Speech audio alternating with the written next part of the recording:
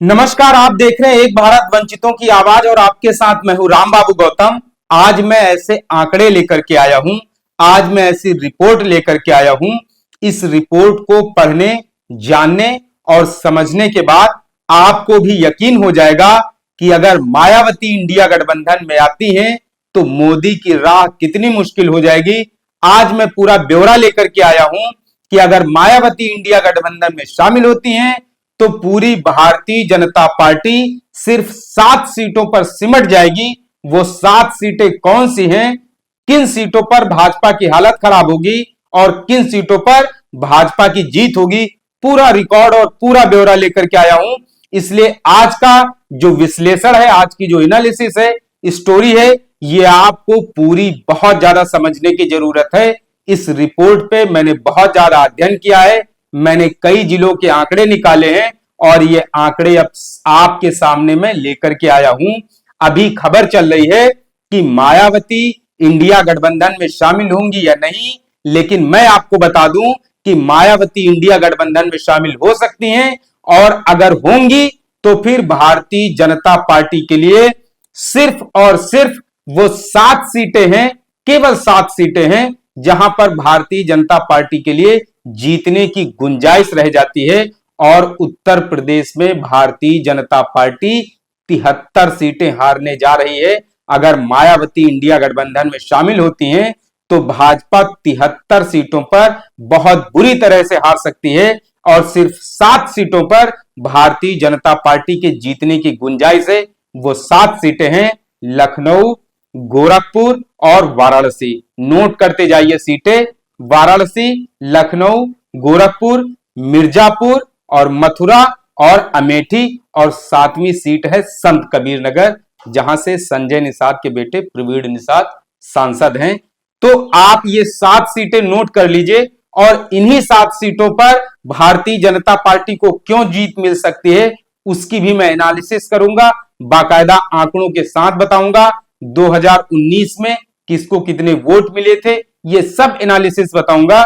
लेकिन उसके पहले खबर यह है कि मायावती जो है अगर इंडिया गठबंधन में आती हैं तो भारतीय जनता पार्टी को 73 सीटों पर नुकसान होने जा रहा है।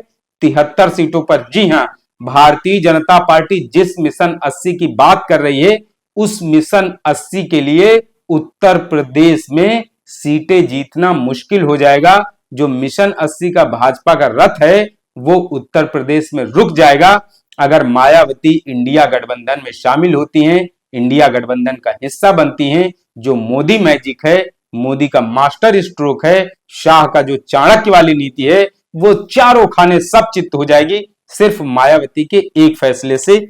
इसलिए 15 मार्च का सब लोग बेसब्री से इंतजार कीजिए, चुनाव की अधिसूचना जारी होने तक का इंतजार कीजिए।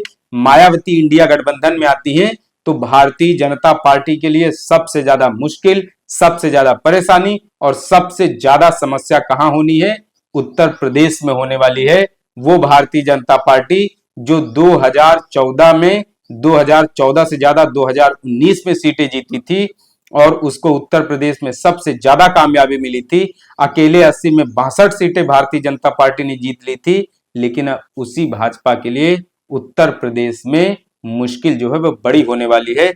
मैं आपको कुछ सीटों के आंकड़े बता रहा हूं।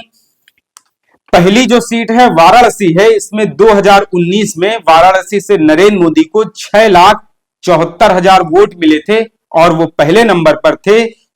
करीब 4 लाख से ज्यादा मार्जिन से प्रधानमंत्री नरेंद्र मोदी ने बनारस से जीत दर्ज की थी और वहां पर समाजवादी पार्टी की जो शालिनी यादव हैं उनको 1,95,159 वोट मिले थे और दूसरे नंबर पर थी और तीसरे नंबर पर अजय राय थे। मतलब जीत का जो अंतर है वो 4 लाख का था। तो बनारस में फिर से भारतीय जनता पार्टी के उम्मीदवार प्रधानमंत्री नरेंद्र मोदी जीत सकते हैं। पहली जो सीट है वो वाराणसी है, यहां पर बीजेपी जीत सकती है। अब आप दूसरी सीट पर आइए, लखनऊ की सीट का समीकरण देखिए। लखनऊ में 2019 में भारतीय जनता पार्टी की तरफ से राजनाथ सिंह प्रत्याशी थे और उनको जो वोट मिले थे वो 6,33,026 वोट मिले थे। और समाजवादी पार्टी की जो पूनम शत्रुघ्न सिन्हा हैं वो दूसरे नंबर पर वोट, उनको दूसरे नंबर पर थी और उनको जो वोट मिले थे वो 2,85,724 वोट मिले थे। मतलब जीत का अंतर यहां भी करीब 4 लाख के आसपास था। तो यहां भी भारतीय जनता पार्टी लखनऊ में यहां भी जीत सकती है। दूसरी सीट ये हो गई, भाजपा को शहरी पार्टी कहा जाता है। गोरखपुर में चले आइए। गोरखपुर में रविंद्र श्याम नारायण शुक्ला उर्फ रवि किशन शुक्ला, रवि किशन को 7,17,000 वोट मिले थे, जबकि उनके जो दूसरे नंबर पर थे सपा से राम भुआल निषाद, इनको 4,15,000 के आसपास वोट मिले थे। अंतर वोट का काफी ज्यादा यहां था, करीब 3 लाख के आसपास का। गोरखपुर मुख्यमंत्री योगी आदित्यनाथ का गढ़ कहा जाता है। तो भारतीय जनता पार्टी यहां भी जीत सकती है। सीटें हुई 3। अब आप चौथी सीट पर आइए। चौथी सीट है मिर्जापुर की अनुप्रिया पटेल, अपना दल एस सोनेलाल वाली, 5,91,564 वोट इनको 2019 के चुनाव में मिला था। और दूसरे नंबर पर जो थे वो समाजवादी पार्टी के रामचरित्र निषाद थे, इनको 3,59,000 के आसपास वोट मिला था।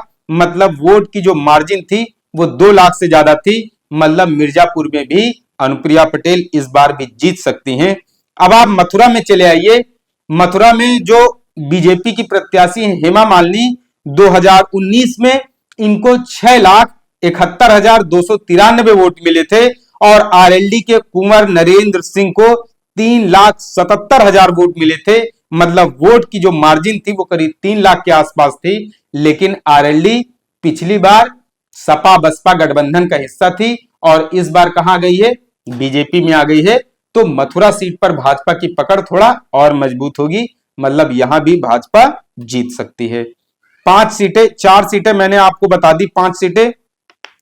अब आप छठी सीट पर चले जाइए। ये अमेठी की स्मृति ईरानी की सीट है। यहां पर स्मृति ईरानी को 2019 के लोकसभा चुनाव में 4,68,514 वोट मिले थे, जबकि कांग्रेस के राहुल गांधी को 4,13,000 के आसपास वोट मिले थे। वोटों का जो अंतर है वो करीब 50,000 के आसपास का था। लेकिन राहुल गांधी चुनाव हार गए थे। लेकिन अगर वो फिर से, हालांकि राहुल गांधी जो है वो केरल की वायनाड सीट से ऑलरेडी प्रत्याशी घोषित हो चुके हैं। लेकिन अगर अमेठी से राहुल गांधी चुनाव लड़ते हैं तो उनके जीतने की संभावना ज्यादा है। या फिर अब वो राहुल गांधी गांधी परिवार से अगर वो वरुण गांधी को उतारते हैं या प्रियंका गांधी लड़ती हैं, गांधी खानदान का कोई आता है, तो जीत की गुंजाइश यहां भी बनी है। तब भाजपा की सीटें 7 से 6 हो सकती हैं। अन्यथा यहां भी अमेठी में भी भाजपा चुनाव जीत सकती है। अब 7वीं सीट है संत कबीर नगर की, और यहां से भारतीय जनता पार्टी के प्रवीण निषाद, जो कि संजय निषाद के बेटे हैं, निषाद पार्टी के अध्यक्ष, तो उन्होंने चुनाव लड़ा था। प्रवीण निषाद को 4,64,222 वोट मिले थे। और उस समय जब सपा बसपा का गठबंधन था 2019 में, तो बसपा के खाते में संत कबीर नगर सीट गई थी। और भीष्म शंकर उर्फ कुशल तिवारी को 4,28,000 वोट मिले थे। वोट का जो अंतर था वो 36,000 था। तो अगर यहां भी गठबंधन होता है तो ये सीट पे भी लाले पड़ सकते हैं जीतने के लिए। अन्यथा भारतीय जनता पार्टी यहां भी जीत दर्ज कर सकती है। तो मैंने 7 सीटें आपको बताई हैं, वाराणसी, लखनऊ, गोरखपुर, मिर्जापुर, मथुरा, अमेठी, संत कबीर नगर। ये 7 ऐसी सीटें हैं जहां पर भारतीय जनता पार्टी जो है वो चुनाव जीत सकती है। तो 73 सीटों पर भारतीय जनता पार्टी को नुकसान हो सकता है। मतलब मायावती अगर इंडिया गठबंधन का हिस्सा बनती हैं, क्योंकि बाकी की जो 73 सीटें हैं उन पर जीत की जो मार्जिन है वो बहुत कम है। 10,000, कहीं पे 5,000, कहीं पे 20,000, मतलब 1 लाख की ज्यादातर सीटों पर 1 लाख के नीचे की मार्जिन है। लेकिन मैंने आपको ये जो 7 सीटें बताई हैं, यहां पर 4-4, 3-3, 2-2 लाख की मार्जिन है। मतलब ये ऐसी सीटें हैं, ये भाजपा के गढ़ कहे जाते हैं। यहां पर भारतीय जनता पार्टी जीत सकती है। तो मायावती अगर इंडिया गठबंधन में शामिल होती हैं तो भारतीय जनता पार्टी के 6 से 7 प्रत्याशी उत्तर प्रदेश से जीत सकते हैं। अगर मायावती गठबंधन में शामिल होंगी तो 73 सीटों पर भारतीय जनता पार्टी को नुकसान हो सकता है। 6 या 7 सांसद ही भारतीय जनता पार्टी को मिल सकते हैं, जो कि एक ही गाड़ी में बैठकर दिल्ली आराम से पहुंच जाएंगे।